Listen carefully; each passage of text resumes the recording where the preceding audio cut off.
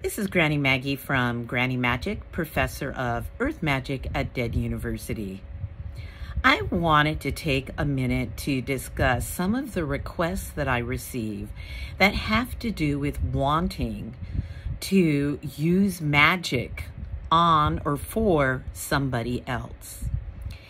And about half the requests are because the person who's asking wants the person to change in a way that will benefit the spellcaster. Okay? A lot of times it's a love concern or something along those lines. And then about half the requests I get cloak themselves in benevolence. The spellcaster wants to help that other person in some way. And especially if that person is not open to magic or doesn't do magic on their own behalf. Well, I'm here to say that in both those cases, your ability to change another person or to benefit another person through your magic is limited. It's limited. There are ways to send light and love to somebody, especially in healing spells, where the person is too ill to do it themselves. However, they're open. They're open to healing. They're open to light. They're open to receiving that energy. And they tell you, yes, I'm open to prayers. I'm open to you sending me light, love, energy. Please do that. And that's the case where your intervention is going to be the most effective. It's benevolent, it's received well by the person, and the universe, of course, always wants to be on a roll with positive energy growth moving forward, healing.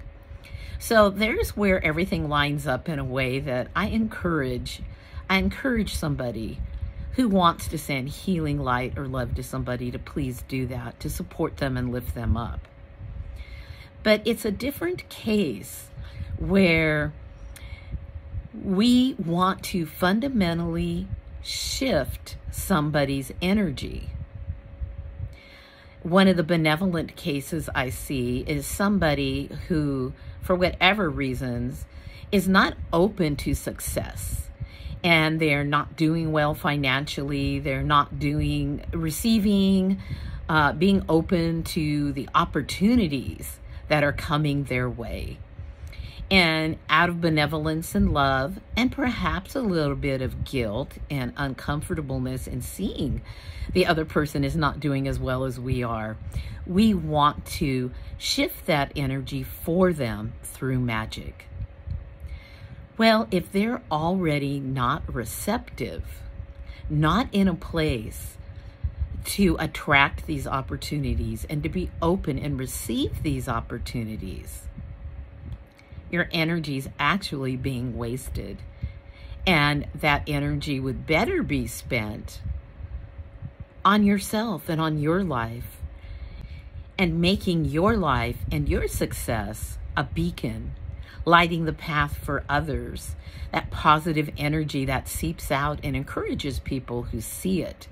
And then often, when they're at the right stage and the right time and they're receptive, they come to you and they ask, what are you doing to make these things happen? I want that in my life. And then they step up to the plate. That's a very positive way of doing it. It's not selfish. Our light benefits those around us. It's a beacon.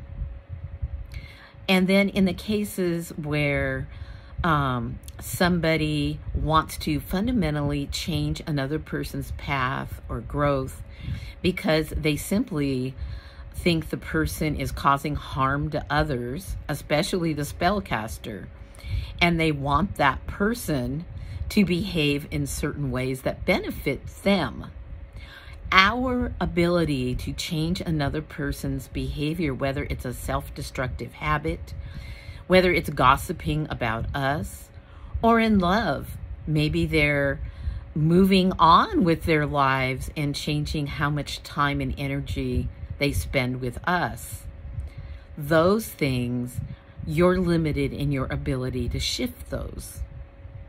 Sometimes, because we need to protect ourselves and we need to look out honestly for our own interests, we might do a freezer spell.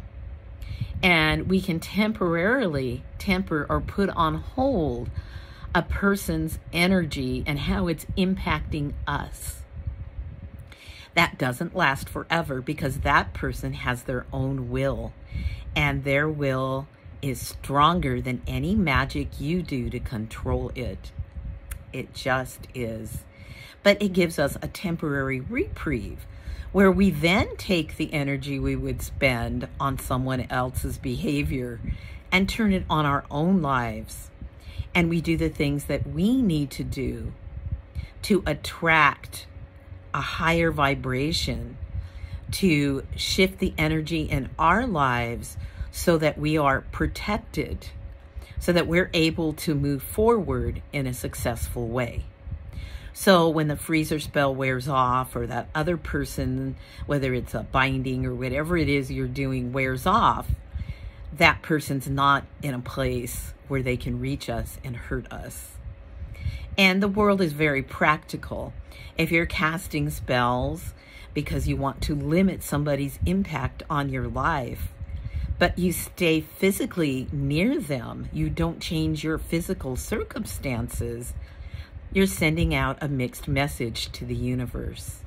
Spells are shorthand ways of sending an energetic request or message to ancestors, spirit guides, the universe, whatever you want to call those things. They respond in ways to benefit us according to those messages that we're sending. The spells are energetic shorthand. We have crystals and herbs. We have things that vibrate at a certain level of energy, and we're saying, this is where we are. This is what we want. And the universe responds. It understands energy. However, if you send energy out and don't change how you're acting, and you keep repeating the same patterns, and you're physically adjacent and intertwined with this other person, nothing's really going to change. The universe is getting a very mixed message from you. So it's complicated as to how much we can protect ourselves from other people without changing our lives, ourselves, our energy. It's complicated how much we can benefit another person who may not be receptive to the positive energy we're sending them and the opportunities we're asking to be presented to them. If they're not receptive to that, our energy spent on ourselves as an example for others, shining that light out, it trickles. And you will see people around you shifting how they act and how they respond to you. Your energetic boundaries aren't just negative to protect you and close you in. Energetic boundaries send out a vibrational message. This is where I am. This is the space that I'm existing in. This is what I'm attracting. And people are going to want to know, how do I get into that space? What do I need to do? And when they're ready for that, they will come to you and they will be receptive and they can do their own energy work. So this is just a kind of off the cuff, not very structured view of why you should be focused primarily on shifting your energy forward in a positive way. It will allow you to shine your light out on the path for the people around you. And that's the biggest help of all. I love how much you care about other people and all the little ways that we can do things for them that support them in the mundane day-to-day world. Don't stop sharing and caring, but be wise and understand where your magical energy is best spent. Many blessings. This is Granny Maggie from GrannyMagick.com, professor of Earth Magic at deaduniversity.com. As always, honoring your magic.